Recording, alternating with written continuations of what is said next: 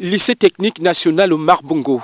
L'établissement ouvre à nouveau ses portes aux élèves ce lundi 17 février 2025, après plusieurs jours de fermeture en raison des scènes de tension qui l'ont envahi ces 2 dernières semaines.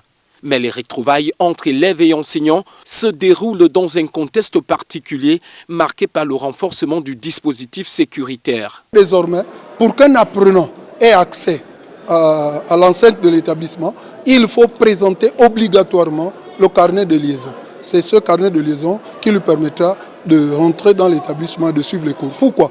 Parce que comme le lycée a trop d'entrées, des entrées parallèles, des entrées, on va dire, illégales, donc nous, on a préféré identifier les nôtres. Parce qu'il y a même les riverains qui viennent souvent s'aimer le trouble. Cette police, cette unité de police scolaire est là avec nous pendant, on va dire, toute la vie scolaire d'un élève.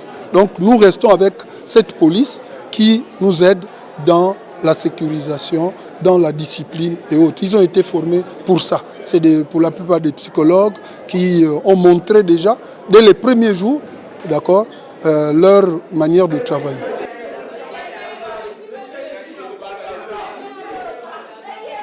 Sur les visages des apprenants, un sourire qui en dit long.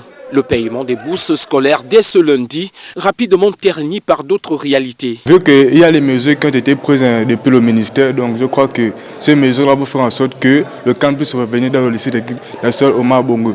Moi, personnellement, je ne vois pas pourquoi moi je vais aller gréver pour les bourses alors qu'on a les sérieux problèmes dans le lycée technique national Omar Bongo. D'abord, on a un manque de matériel là-bas pour les travaux pratiques qu'on n'a pas.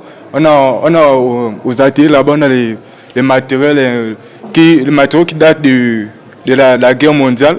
Donc, on ne peut pas avancer avec ce genre de matériel parce que quand on regarde le développement dans le monde entier, on utilise plus ce genre de matériel.